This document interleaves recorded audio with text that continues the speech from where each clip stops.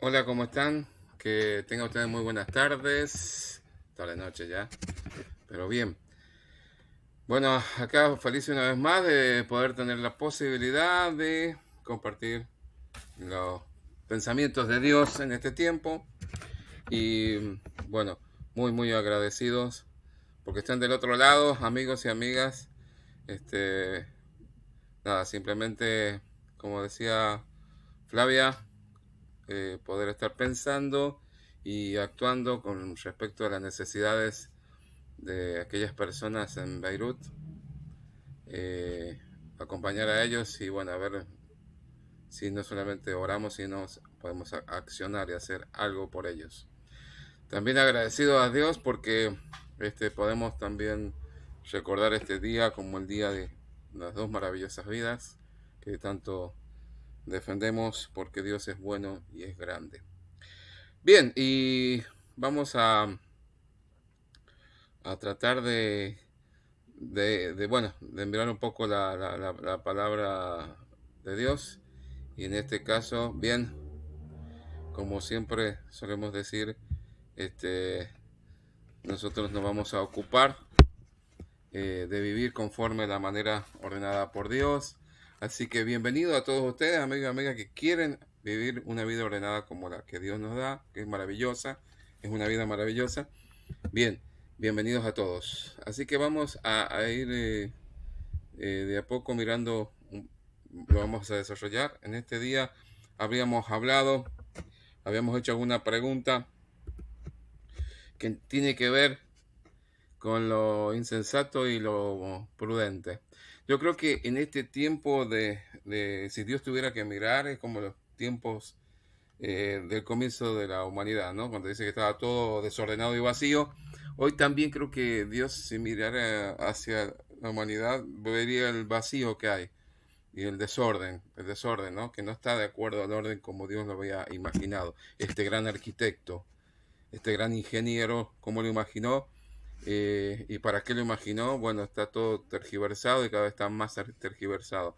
Y en este tiempo, hablando de insensatas y prudentes, nos acordamos de cuando Jesús habló y dio la parábola de esas 10 vírgenes, donde las sensatas tenían aceite y las insensatas no tenían lo suficiente. Y de eso se trata, no era que no tenían, sino que no tenían lo suficiente, no tenían lo suficiente. Y entonces, bueno, cuando fueron a comprar en un tiempo que no tenían que ir a comprar, porque cada cosa tiene su tiempo, se quedaron afuera. Eso habla de que no es que no tuvieran, sino que, como les dije, es insuficiente.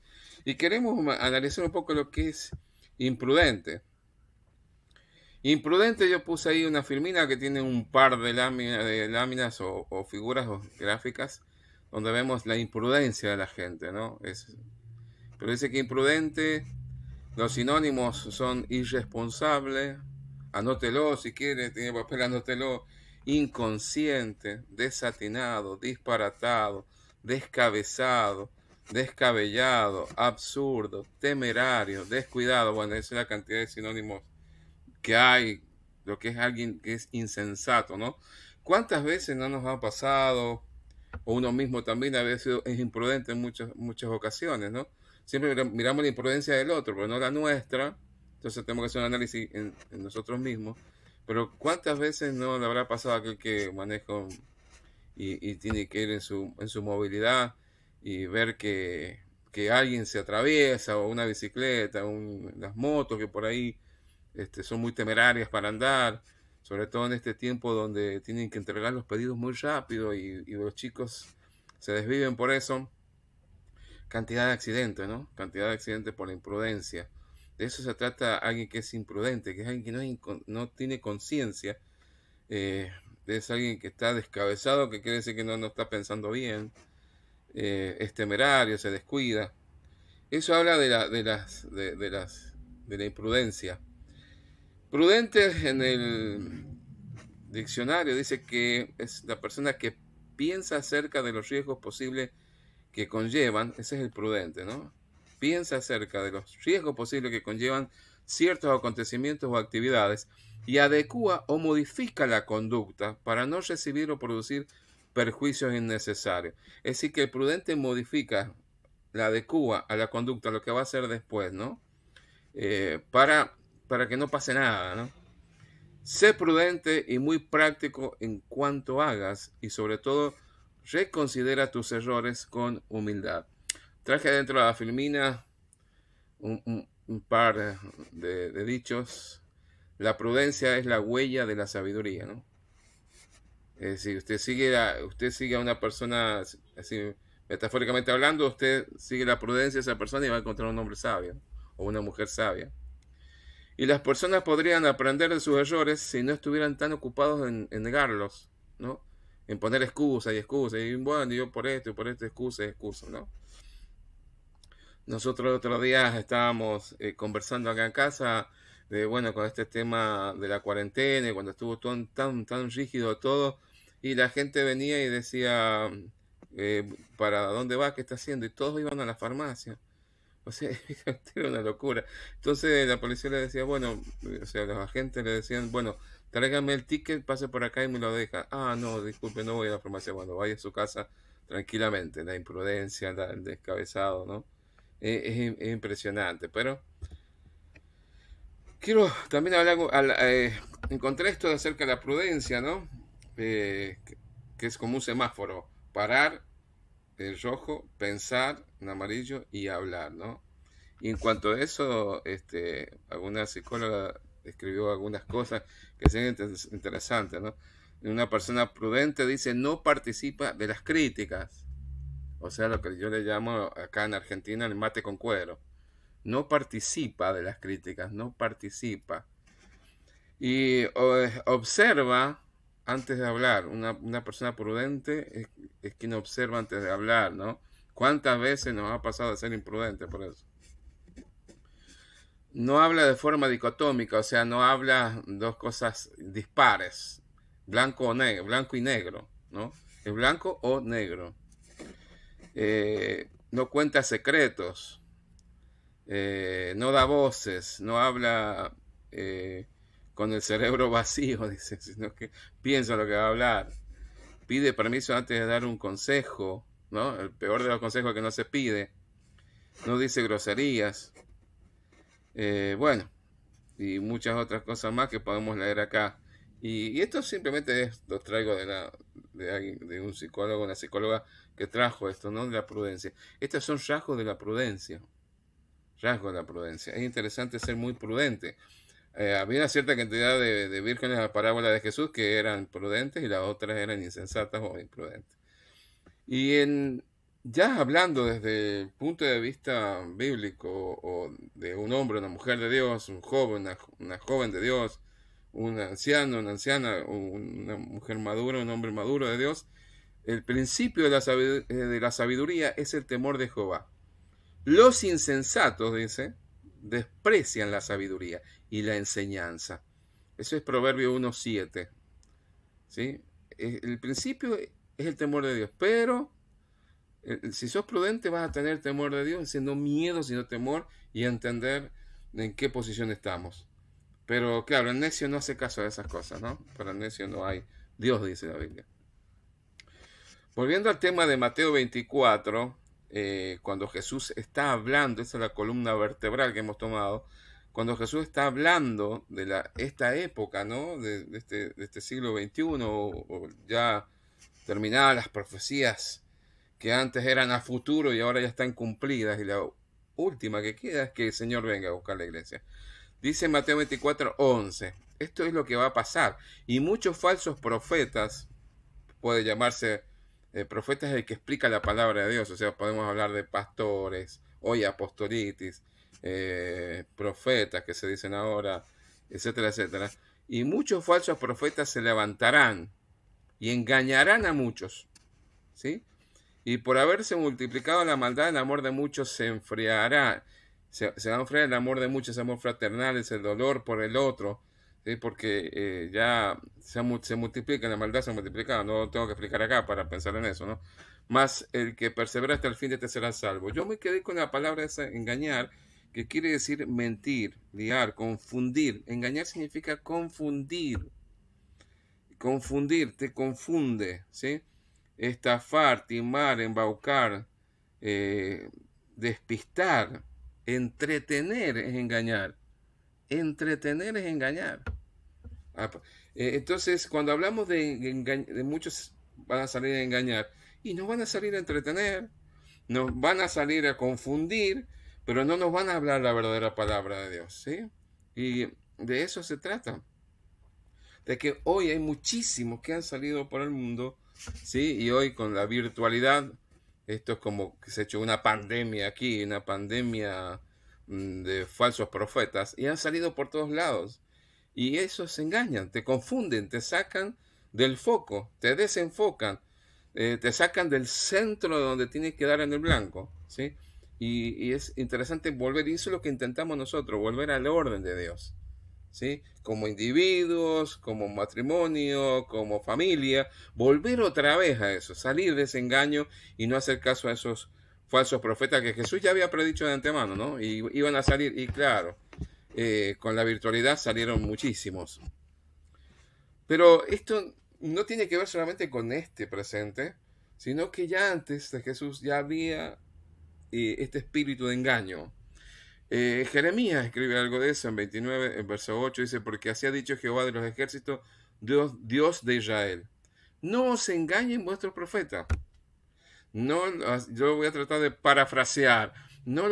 Que no los desenfoquen, que no los entretengan, que no les mientan, que les digan la verdad, que no os engañen, o sea, que estén entre eso, que no os engañen vuestro profeta, que están entre vosotros, porque están entre nosotros y nos desenfocan, nos engañan, nos entretienen.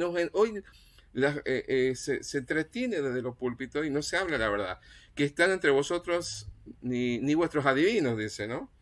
Ni atendáis a los sueños que soñáis, ni atendáis a los sueños que soñáis, porque falsamente os profetizan ellos en mi nombre.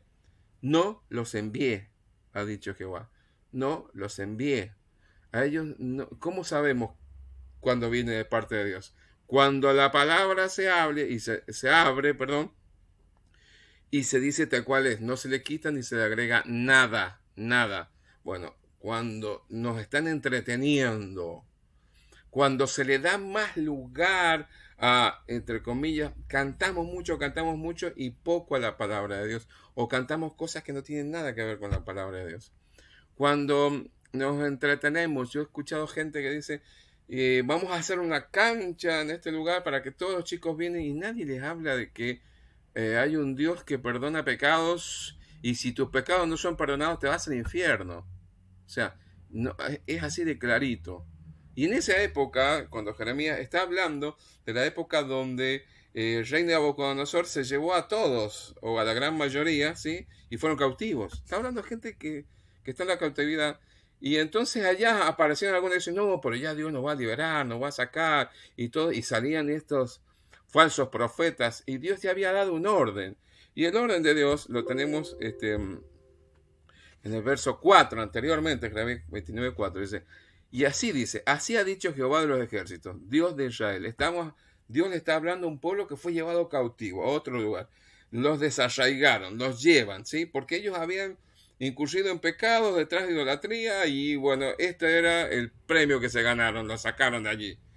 Así ha dicho Jehová de los ejércitos, Dios de Israel, en el verso 4 del capítulo 29 de Jeremías, a todos los de la cautividad, que dice transportar de Jerusalén a Babilonia.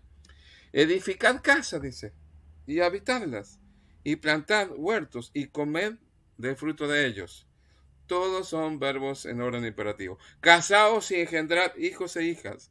Dad mujer a vuestros hijos y dad marido a vuestras hijas, para que tengan hijos e hijas, y multiplicaos ahí, o sea, donde van a estar, y no os disminuyáis.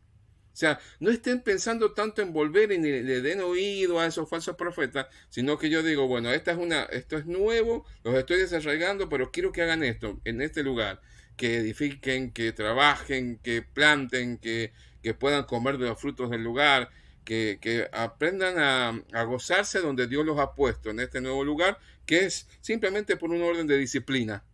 Y allí sigan creciendo, sigan teniendo hijos e hijas, que puedan tener nietos, bisnietos, bueno, todo eso.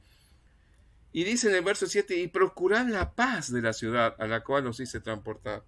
O sea, no salgan a golpear cacerolas y a decir esto y aquello. No, busquen la paz del lugar y rogad por ella a Jehová. O sea, oremos, busquemos la paz del lugar. ¿Por qué? Resultado final, porque en su paz nosotros tendremos paz. O sea, y este mismo mensaje dado al pueblo de Israel es un mensaje para hoy nosotros. Hoy nosotros tenemos que hacer lo que tenemos que hacer mientras los acontecimientos y la historia va avanzando y se va cumpliendo conforme simplemente a lo que Dios ha determinado. Ya está. ¿Sí? Pero no podemos estar pensando, hoy estoy encerrado. No, hay que hacer lo que tenés que hacer. Hoy estamos mirando cómo ordenar nuestras vidas personales, cómo ordenar mi matrimonio, cómo ordenar mi familia, porque como Noé, no, es un anhelo nuestro de los padres que todos subamos al arca de la salvación, metafóricamente hablando, y estamos hablando de encontrarse con Jesús y que toda nuestra familia se encuentre con Jesús, que tengan un encuentro personal. ¿Qué tenemos que hacer? Justamente hacer lo que tenemos que hacer. Sigue diciendo en el versículo 10, porque así dijo Jehová, cuando en Babilonia se cumplan los 70 años, yo os visitaré y despertaré sobre vosotros mi buena palabra para haceros volver a este lugar. Y usted puede leer todo nuevo, todo, léale Jeremías 29, el más conocido de todo, que siempre tenemos y lo sacamos del tapete así, lo desempolvamos y lo traemos, ¿no? Como el Salmo 91, es el versículo 11 que dice, porque yo sé los pensamientos que tengo acerca de vosotros, dice Jehová, pensamiento de paz y no de mal, para daros el fin que esperáis. Perfecto, esto es lo que Dios quiere, pero quiere con respecto a aquellos que hacen la voluntad de Dios, que están trabajando, que en los versículos anteriores hemos visto, que hacen caso, que edifican, que plantan, que están haciendo caso, que se están gozando por el momento, que están entendiendo que es un momento de disciplina y que saben y entienden que en 70 años van a volver. Pero se ve que había otros que prestaban oídos a aquellos falsos profetas que los engañaban y los entretenían. No, Jeremías era un profeta enviado por Dios y le decía claramente cómo venía la mano. Es decir, falsos profetas, ese espíritu siempre estuvo. El engaño, el entretenimiento, sacarnos del foco, siempre estuvo y va a estar, ¿sí? Pero ¿qué nos compete a nosotros? Mirar en la perfecta palabra de Dios, en su voluntad, y hacer análisis, discernir la palabra, y el Espíritu Santo la afirma en nuestros corazones y entendemos cuáles son los tiempos. Entonces, parte del pueblo de Israel estaba engañado, siendo entretenido y engañado, pero los otros entendieron que no, vamos a cumplir una generación, perdón, una generación acá, hasta que venga, 70 años es una generación. Esto suena como, por ejemplo, cuando estuvieron 40 años en el desierto y toda una generación desapareció. A veces una generación completa desviada tiene que desaparecer. Y bueno, y esto se fue cumpliendo. Esto también pasa para nosotros. Saben que en la época en este siglo XXI, después de Cristo, hay unos acontecimientos después de que Jesús sale de la tumba. Y en el capítulo de Hechos, el libro que escribe Lucas, un médico griego, ¿sí? Muy interesante entender que es un médico griego que va entendiendo y escribe tanto el Evangelio de Lucas como esta parte, el libro de los hechos de la iglesia, lo que hace la iglesia, ¿sí? Entonces en el verso 6 del capítulo 1, búsquelo ahí, dice, entonces los que se habían reunido le preguntaron, diciendo, Señor, ¿restaurarás el reino a Israel en este tiempo? No seguían pensando en esas cosas. Le habían pasado cosas milagrosas, ¿no? Jesús lo bajaron muerto, lo pusieron en una tumba, resucitó el tercer día, vieron grandes maravillas, se apareció a más de 500 personas, de hecho 120 nada más estaban en el aposento, ¿no? Eso habla de la desobediencia que a veces tenemos. Y a ellos se dirige, ahí está, trabajan, vayan, dice, a Jerusalén, tiene que estar en aquel lugar. Y ellos siguen preguntando por la historia enganchados con la historia de que si Israel iba a ser liberado o no. Entonces, verso 7 les dijo, no os toca a vosotros saber los tiempos, las sazones. O sea, está en la mano de Dios lo que está por pasar, pero a lo que nos toca a nosotros es hacer lo que Dios nos mandó a hacer. A lo que le tocaba a Israel en la cautividad era casarse, hacer sus casas, plantar, comer, gozarse. No pensar cuándo nos vamos a venir, si ya tenía todo planeado Dios. Tenemos que ir paso a paso, día por día, ¿no es cierto? Caminando conforme a la palabra de Dios. Entonces, el Padre lo puso en su sola potestad, pero el verso 8, 1:8 dice, pero cuando venga el Espíritu Santo sobre ustedes, recibirán poder y serán mis testigos, tanto en Jerusalén como en toda Judea y Samaria y hasta los confines de la tierra. Tanto como, ¿sí? Entonces, ¿para qué va a venir el poder? No para gritar, para saltar, no, era el poder para ser testigo, para dar de nuevo valentía de poder hablar de la palabra de Dios, ¿sí? Y habiendo dicho estas cosas, viéndolo a ellos, fue alzado y les recibió una nube que le ocultó de sus ojos. O sea, todo eso, ¿sí? Sobrenatural, todo eso milagroso, pasa a un grupo de personas, ¿sí? Que todavía están pensando cómo vamos a hacer para librarnos de Israel. Y entonces están mirando así, ven toda esa magnificencia, escuchan la orden de Dios, qué es lo que iban a recibir y para qué, ¿sí? Sin embargo, en el verso 10 del capítulo 1 de Hechos dice, estando ellos con los ojos puestos en el cielo, entre tanto que él se iba, he aquí se pusieron junto a ellos dos varones con vestiduras blancas. Y el verso 11 dice, varones Galileos, ¿por qué estáis mirando al cielo? Este mismo Jesús que ha sido tomado de vosotros al cielo, así vendrá como lo habéis visto ir. O sea, nosotros nos entretenemos, entonces tiene que venir un toque de decir, no podemos entretenernos, no es tiempo de entretenernos. Las vírgenes que hablaba Jesús estuvieron entretenidas y no llegaron a colmar de aceite su lámpara. Entonces, en este tiempo muchos se están entreteniendo, pero no están aprendiendo y entrenando ni preparándose para el gran acontecimiento que va a venir. Y lamentablemente muchos les va a faltar aceite, ¿sí? Está hablando que les falta a los que saben que tienen que tener. Mire, una de las lecciones que puede mirar después, véalo usted aparte, Lucas 12, 17 al 20, también este maravilloso doctor griego escribe acerca de las lecciones del rico insensato. ¿Sí? ¿Qué fue? ¿Cuál era este tema? Y acumulaba riqueza, hacía, bueno, buscaba lugares más grandes donde poner más plata y más riqueza y más riqueza y más riqueza y le golpearon las manos y bueno, y ahora ¿quién le va a dejar todo? Y Dios te llama a su presencia. Y yo creo que en este tiempo muchas veces estamos en esta era del consumismo, estamos muy metidos en cómo voy a hacer para adquirir más, para estar más cómodo. Y nos olvidamos de despojarnos de nosotros mismos y entender y analizar bien y tener contentamiento. La falta de contentamiento en esta época es pero tremenda, es brutal la falta de contentamiento. Ya no nos contentamos, sino que queremos más y ya salimos a trabajar más y buscamos más. Y el contentamiento no implica que no seamos prósperos ni que busquemos mejorar, sino que seamos felices con lo que tenemos, lo podamos gozar, ¿sí? Y no pensar en guardar, porque todo lo que nosotros tenemos tiene que ser para bendecir a los demás, ¿sí? Tenemos que bendecir a los demás, empezando por lo de nuestra casa, como dice Gálatas 6:10, ¿no? Hacer bien a todo, empezando por lo de casa, pero también por el resto.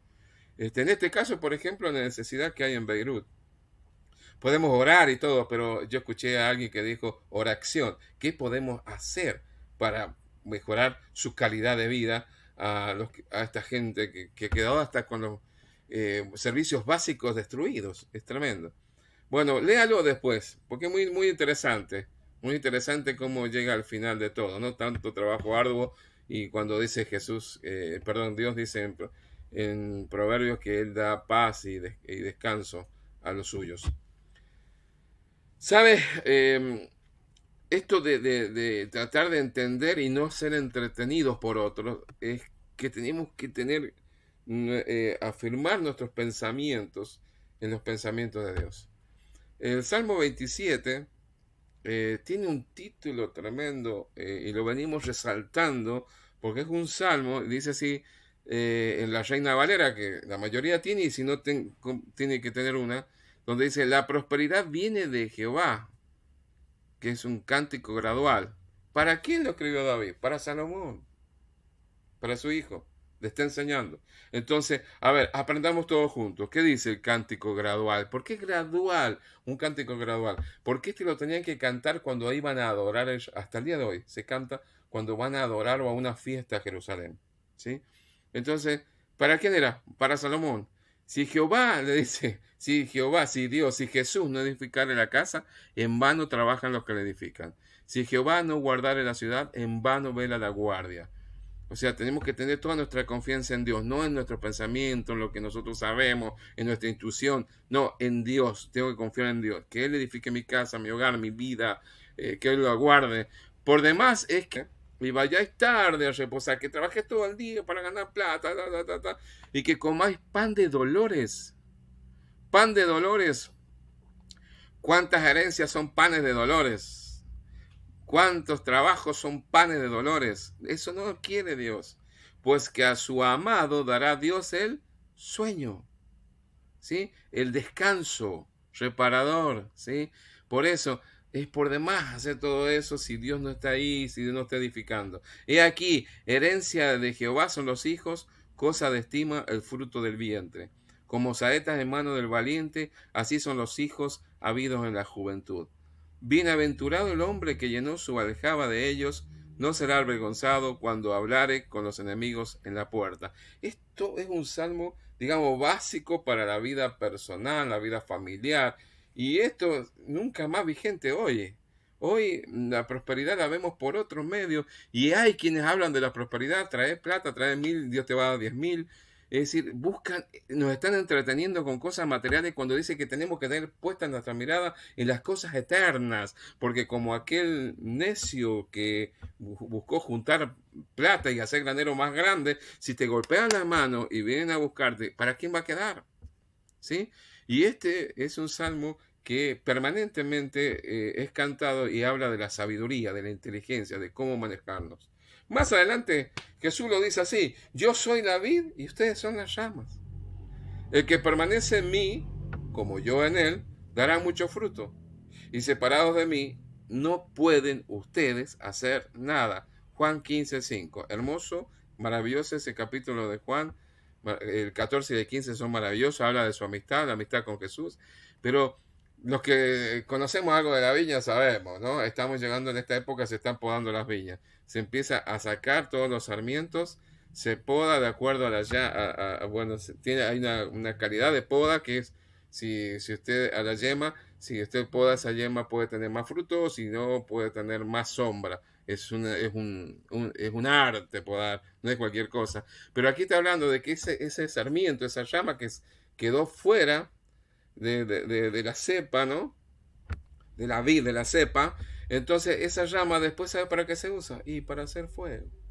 Para otra cosa no sirve. Es decir, separados de Dios. El Salmo 127, y esto es simplemente un paralelo, un eco, ¿no? Separado de Jesús nada vamos a poder hacer. No vas a poder prosperar en tu vida personal, tu matrimonio no va a fracasar, tus hijos van a ser un desastre, pero cuando nosotros nos afirmamos en Dios, y entonces todo lo vamos a poder hacer, ¿sí? No es que no haya dificultad, pero vamos a poder llevar las dificultades, porque ¿saben qué?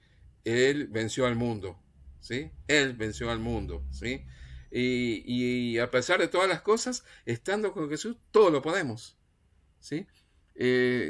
¿Nos van a llover? Sí, porque en este mundo vamos a tener aflicción, lo hemos dicho muchas veces, Jesús lo dijo, y salió de los pensamientos de la boca de Jesús, y estoy diciendo, a ver, es una sentencia real, vamos a tener aflicción, pero una cosa te voy a decir, con Cristo todo lo podemos, y separado de Él nada podemos hacer.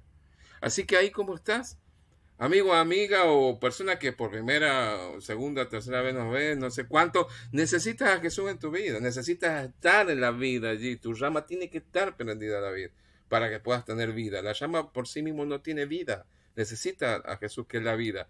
Él dijo, yo soy el camino, la verdad y la vida, nadie viene al Padre sino por mí. Así que una de las cosas que te puedo decir es que te arrepientas de tus pecados y vengas a Jesús, des media vuelta, vas en dirección contraria a la de Dios, ven a la dirección, ven a acercarse a Dios y abrazarte, porque Él te está esperando para abrazarte. Él quiere perdonar tus pecados, pero necesita tu arrepentimiento, que des vuelta, que camines en la dirección contraria a la que vas.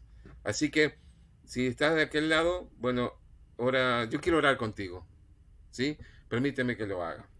Y diría así: Señor Jesús, Señor, te vengo a pedir perdón, porque la verdad que tengo cantidad de cosas por qué pedirte perdón.